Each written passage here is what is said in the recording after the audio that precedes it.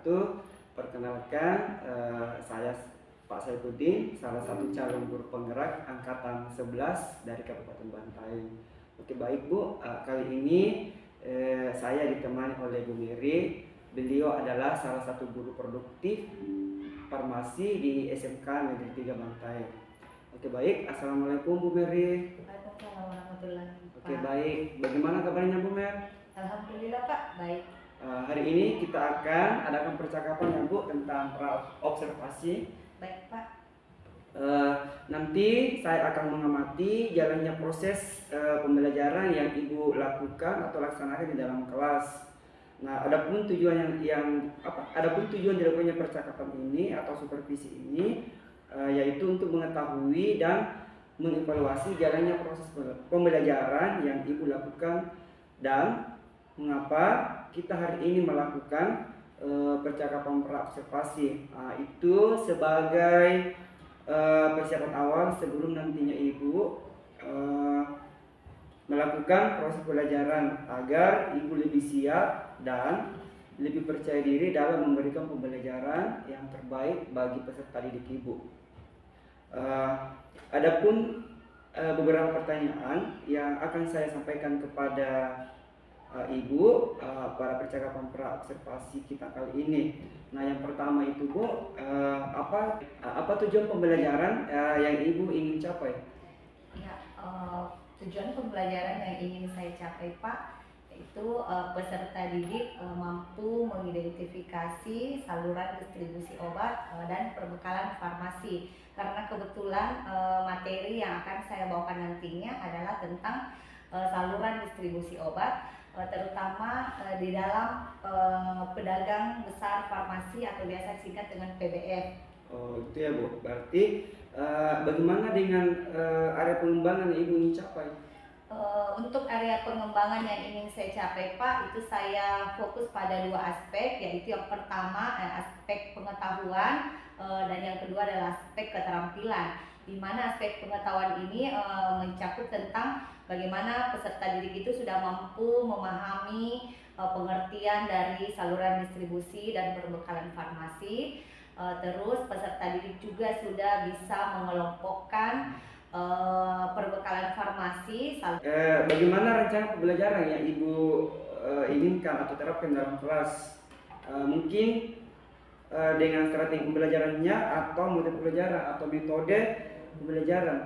Ya, untuk strategi pembelajaran yang akan saya lakukan di dalam kelas itu Pak, saya akan menggunakan pembelajaran berdiferensiasi berdasarkan kesiapan peserta didik yang diintegrasikan dengan pembelajaran sosial emosional. Lalu saya akan melakukan model pembelajaran, strategi pembelajaran yang ingin saya lakukan Pak, itu saya akan menggunakan pembelajaran berdiferensiasi berdasarkan kesiapan belajar peserta didik yang diintegrasikan dalam pembelajaran sosial emosional. Lalu saya juga akan melakukan pembagian kelompok sesuai dengan kemampuan pengetahuan, keterampilan dan keaktifan peserta didik.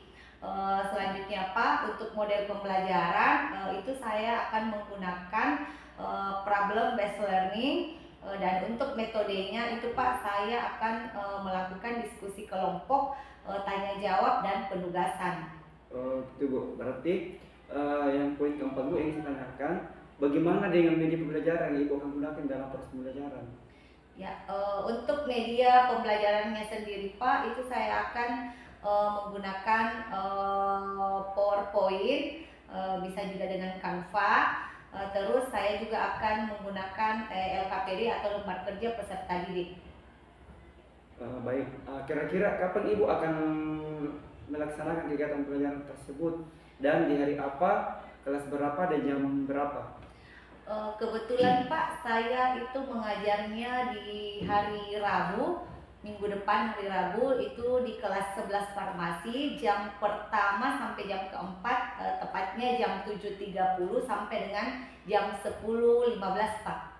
Oke, baik Bu. Nanti pada hari Rabu tersebut di kelas 11 farmasi Dan jam pertama saya akan datang ke kelas ibu untuk melakukan supervisi kelas. Nah, saya akan melihat dan mencatat hal-hal yang terjadi di dalam proses pembelajaran ibu yang lakukan di kelas. Baik Pak, saya tunggu dengan senang hati. Nanti setelah saya melakukan supervisi kelas, selanjutnya Bu, kita akan melakukan percakapan pasca observasi yang nantinya akan diamati oleh Bapak pengajar praktik. Nah, sebelum kita akhiri pra-observasi ini, kira-kira apa yang Ibu dapatkan dari percakapan pra-observasi kita hari ini? Ya Pak, dari gambaran percakapan pra-observasi yang telah kita lakukan itu saya mendapat gambaran bahwasanya sebelum saya melakukan pembelajaran di kelas, sebaiknya saya harus menyiapkan terlebih dahulu media pembelajaran yang akan saya gunakan nantinya. Oke, baik Bu. Terima kasih banyak Bu atas waktunya. Sampai bertemu kembali pada observasi kelas yang Ibu tetapkan waktunya. Saya akhiri ucapan. Wabillahi taufiq wal hidayah. Assalamualaikum warahmatullahi wabarakatuh. Waalaikumsalam warahmatullahi wabarakatuh. Assalamualaikum warahmatullahi wabarakatuh. Waalaikumsalam warahmatullahi wabarakatuh. Apa kabarnya hari ini? Alhamdulillah, Ibu. Ya, alhamdulillah. Jadi pada hari ini kita akan mempelajari materi tentang pedagang besar farmasi. Tapi sebelumnya seperti biasa, Ibu akan mengabsen terlebih dahulu ya. Ketua kelas, siapa yang terakhir Mak? Suleha. Ada keterangannya? Suleha istrinya. Siapa lagi di rumah? Saya. Nah, jadi Suleha dan kita kan sudah lama memang tidak masuk. Ya. Sebelum kita memulai pembelajaran, silakan Kesia pimpin dulu doa. Sebelum memulai pembelajaran, kami minta berdoa. Berdoa dimulai. Bismillahirrahmanirrahim. Alhamdulillahi Rabbil alamin. Ar-Rahmanir Rahim. Maliki yaumiddin. Iyyaka na'budu wa iyyaka nasta'in. Ihdinas siratal mustaqim. Siratal ladzina an'amta 'alaihim ghairil maghdubi 'alaihim waladdallin. Amin. Ya, kita sudah berdoa bersama, berarti kalian sudah siap untuk mengikuti pembelajaran pada hari ini. Ya, sebelum Ibu masuk ke materi, Ibu mengingatkan kembali tentang kesepakatan kelas yang sudah kita buat di minggu kemarin. Masih ingat? Masih Ya, masih ingat. Jadi tolong kesepakatan kelas yang sudah kita buat diperhatikan, diyakini nilai-nilai apa yang ada di dalam keyakinan atau kesepakatan yang telah kita buat itu ya. Jangan sampai ada yang melanggar. Otomatis yang melanggar pasti ada konsekuensinya ya. Ya. Baiklah anak-anak, hari ini kita akan belajar tentang materi pedagang besar farmasi atau biasa disingkat dengan PBF. Sebelum Ibu masuk ke materi PBF, siapa yang pernah melihat perusahaan obat yang perusahaan obat seperti contohnya seperti Kimia Farma, seperti Indofarma? Kalau apotek kan belum termasuk termasuk ke dalam PBF itu adalah Indofarma, perusahaan besar ya, perusahaan besar yang dia memang memproduksi dalam skala yang besar. Terus pabrik jamu Sido muncul, biasa dengar iklan-iklannya di televisi? Ya. Jadi itu adalah salah satu perusahaan yang berada di bawah naungan pedagang besar farmasi. Jadi pedagang besar farmasi itu adalah badan hukum perusahaan atau badan hukum yang dia memang menyalurkan, menyediakan, menyiapkan obat dalam skala yang besar. Ya, Ibu sudah share linknya di WhatsApp grup ya. Karena hari ini sebenarnya Ibu mau bawa fokus, jadi Ibu sudah share link di grupnya. Silakan kalian mengamati video ya, tentang pedagang besar farmasi. Sudah lihat grupnya? Ya, Siska ada toh? Ya, jadi ada di data tak semua? Ada yang ada dan tidak ada. Jadi yang tidak ada boleh berbagi kelompok ya. Jadi Ibu akan membagi saja dalam kelompok, 4 kelompok. Ini 5 kelompok. Ibu akan bagi dalam 5 kelompok. Jadi masing-masing satu begini saja, ada baris. Jadi silakan ditonton videonya dan membuat resumenya buat resum pada video tersebut.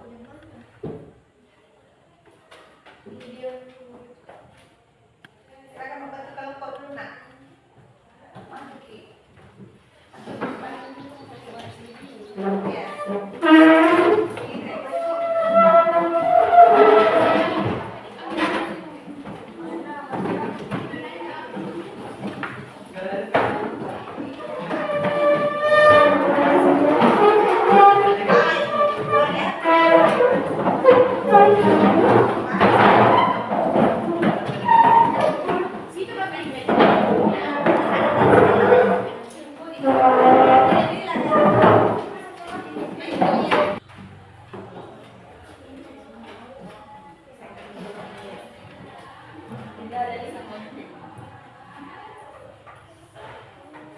Jadi di berbagai kelompok ini Ibu melihat keaktifannya ya, saling berkolaborasi antara satu dengan yang lain, bisa menjadi tutor sebaya bagi temannya ya yang belum paham.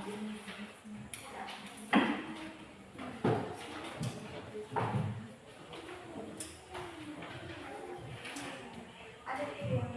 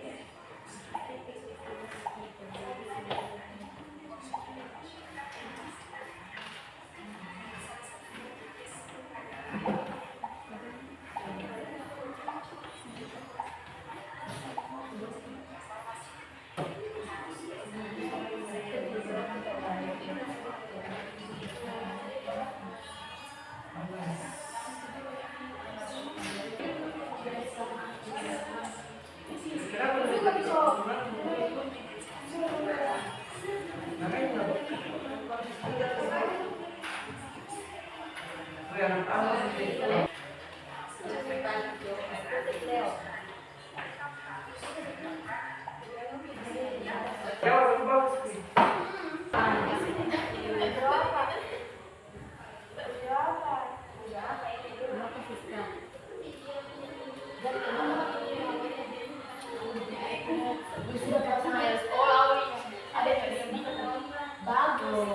Kenapa?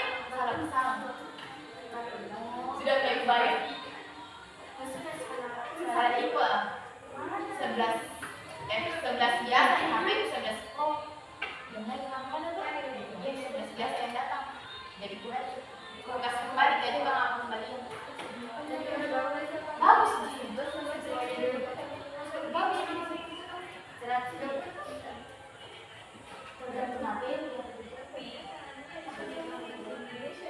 Bagus di datang cuma salah kesamping cek pakai salah yang saya.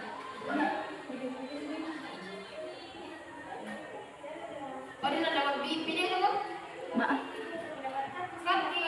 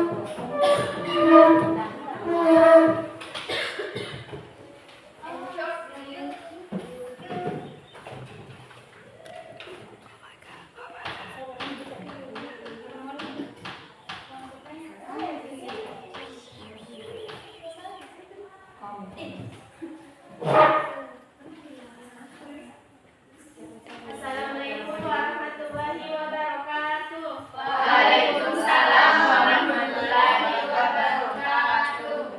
Kami dari kelompok 1 ingin mempresentasikan hasil diskusi kami. Saya persilahkan Bu Siska membacanya. Dan akan membacakan hasil diskusi kami. Judulnya peran strategi pedagang besar farmasi dalam rantai pasokan kesehatan. Pendahuluan. Dalam konteks kesehatan, peran pedagang besar farmasi sangat vital. Mereka menghubungkan produsen dengan apotek dan rumah sakit, memastikan ketersediaan obat-obatan. Pemahaman tentang peran ini penting untuk meningkatkan efisiensi dalam rantai pemasokan kesehatan. Definisi pedagang besar farmasi. Pedagang besar farmasi yang selanjutnya disingkat PBF adalah perusahaan berbentuk badan hukum yang memiliki izin untuk pengadaan, penyimpanan, penyaluran obat, dan bahan obat dalam jumlah besar sesuai ketentuan peraturan perundang-undang. Pedagang besar farmasi adalah perusahaan yang mendistribusikan produk farmasi dari produsen ke penjual. Mereka memainkan peran penting dalam menjamin kualitas, keamanan, dan ketersediaan obat di pasar. Peran dalam rantai pasok. Pedagang besar farmasi bertanggung jawab untuk logistik dan distribusi. Mereka memastikan obat sampai ke tangan tenaga kesehatan dengan tepat waktu, yang sangat penting dalam situasi darurat kesehatan.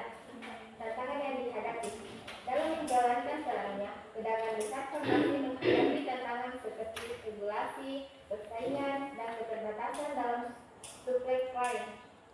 Mengatasi tantangan ini sangat penting untuk menjamin keberlanjutan bisnis. Inovasi dan teknologi. Pemanfaatan teknologi dalam distribusi obat menjadi kunci untuk meningkatkan efisien. Solusi seperti sistem manajemen dan otomasi dapat membantu pedagang besar farmasi dalam menghadapi dinamika pasar.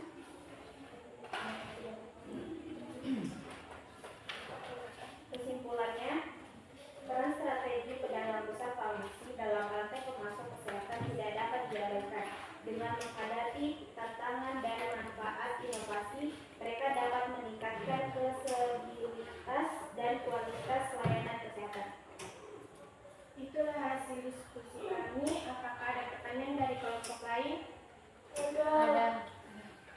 Ada yang mau bertanya? Ada, Bu. Silakan tangannya. Kelompok 2. Kelompok 2 adalah 3 Mutiara. Ya, silakan. Assalamualaikum warahmatullahi wabarakatuh. Waalaikumsalam warahmatullahi wabarakatuh. Kami dari kelompok 3 ingin bertanya. Dalam terjadinya manajemen rantai pasok, siapa saja yang terlibat di dalamnya? Terima kasih. Kelompok selanjutnya. Assalamualaikum warahmatullahi wabarakatuh. Waalaikumsalam warahmatullahi wabarakatuh. Perkenalkan, nama saya Nabila Cahyani dari kelompok 4 ingin bertanya, apa saja dampak keputusan rantai pasokan terhadap keberhasilan perusahaan? Terima kasih. Apa saja dampak keputusan? Apa saja dampak keputusan? Kelompoknya Nadia.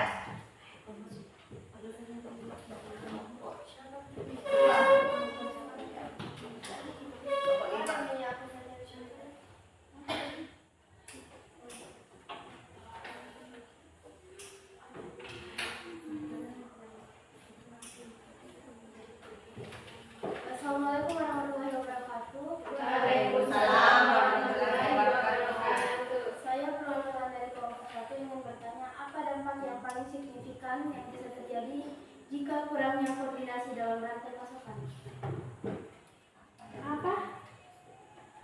Dampak apa yang paling signifikan yang bisa terjadi jika kurangnya koordinasi dalam rantai? Faktor apa saja yang mendukung keberhasilan manajemen rantai pasokan?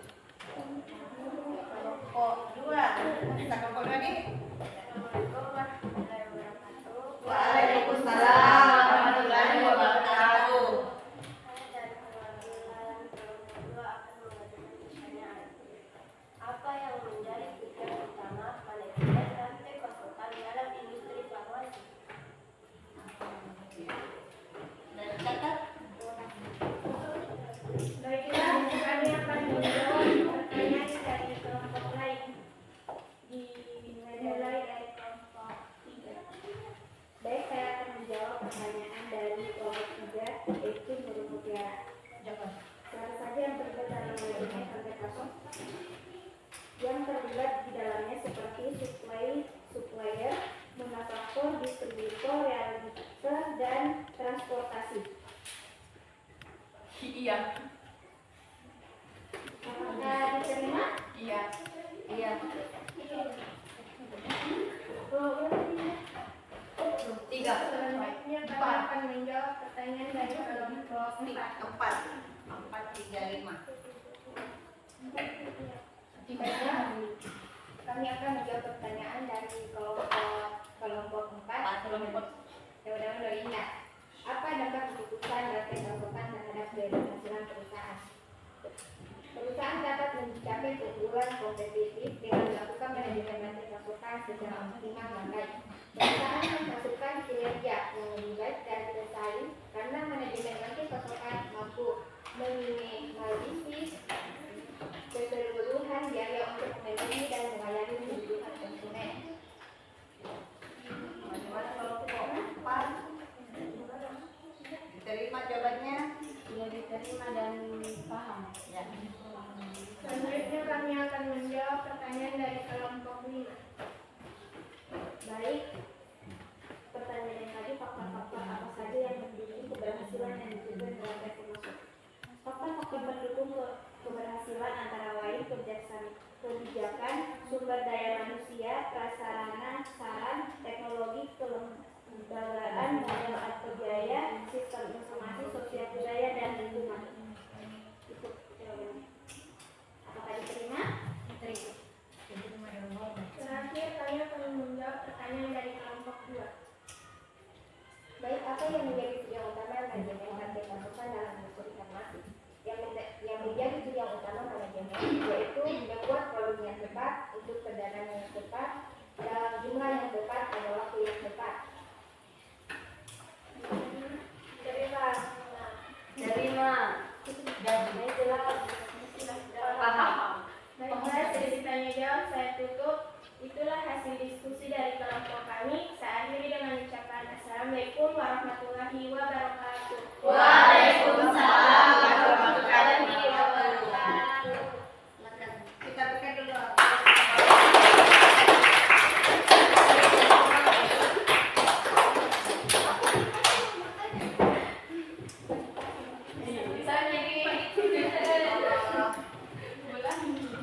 Baiklah anak-anak,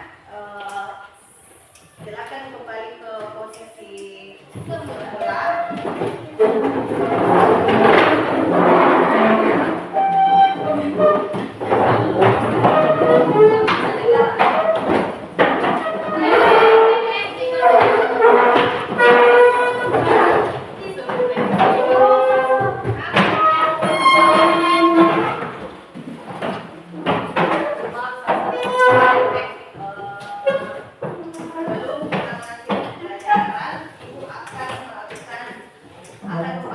Ibu akan membagikan lembar refleksi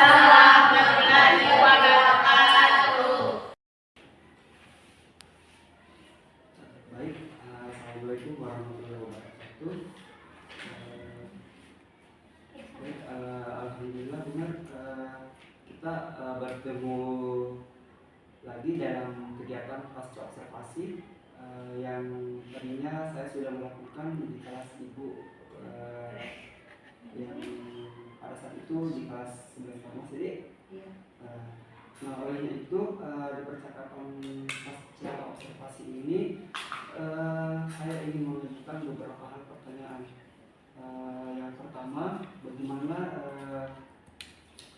perasaan ibu terkait kegiatan pasca observasi di kelas yang ibu ajarkan di sebuah farmasi ini? Alhamdulillah Pak, semua berjalan dengan baik. Walaupun awalnya itu saya agak sedikit grogi waktu Bapak melakukan supervisi atau observasi di kelas. Oke, baik Bu. Terus yang kedua, kira-kira area pengembangan yang apa yang Ibu ingin lakukan dalam kelas atau langkah atau tahapan apa yang Ibu ingin lakukan? Ya, untuk langkah atau tahapan-tahapan yang saya lakukan itu Pak, saya menilai pada dua aspek, di mana di sini aspek pertama aspek pengetahuan. Pada waktu Bapak mengobservasi saya, di situ untuk aspek pengetahuan yang saya ingin capai, di mana peserta didik saya itu sudah mampu menjelaskan tentang pengertian dari distribusi obat dan perbekalan farmasi. Terus untuk aspek keterampilan, saya mengharapkan itu agar peserta didik saya mampu melaksanakan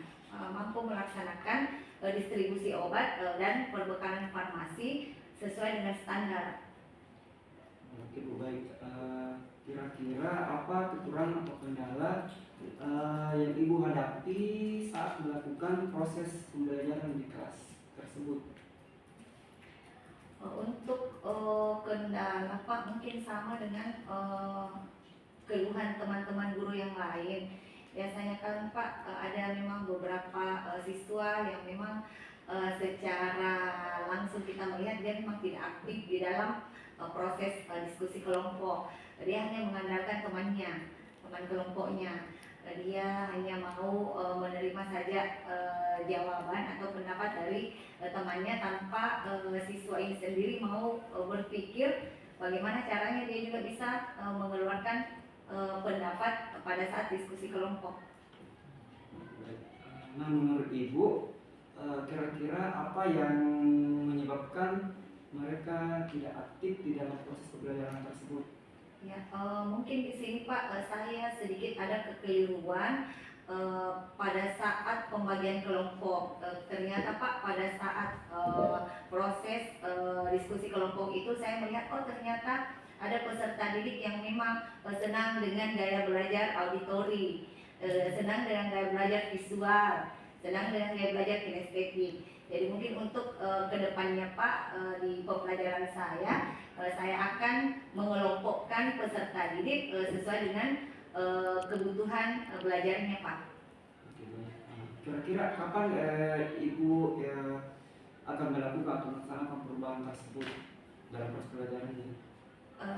Saya mungkin akan melakukannya Pak nanti di semester berikutnya karena ini sudah hampir ujian semester ganjil Pak. Ya, mungkin di semester depan, semester genap. Oke baik. Terus langkah berikutnya kira-kira dari perubahan tersebut apa kira-kira kendalanya yang Ibu hadapi? Kendala itu tadi kendalanya Pak ya dalam proses pembelajaran biasanya ada peserta didik yang kurang aktif. Ada beberapa peserta didik yang kurang aktif dalam proses diskusi. Tapi setelah saya telusuri ternyata anak ini memang senangnya menonton video. Dari video itu dia bisa bercerita. Terus ada juga peserta didik yang sedangnya keluar masuk izin dulu Bu, keluar Jadi memang harus dalam pembagian kelompoknya itu saya harus lebih mengutamakan lagi harus lebih mengutamakan lagi bagaimana gaya belajar peserta didik saya di kelas Pak. Oke. Baik Bu Iman, mungkin itu percakapan pasca observasi pada siang hari ini, yaitu saya ucapkan terima kasih atas waktunya Ibu Iman untuk bertemu lagi kembali di kegiatan tersebut. Saya ingin mengucapkan Assalamualaikum warahmatullahi wabarakatuh. Waalaikumsalam warahmatullahi wabarakatuh.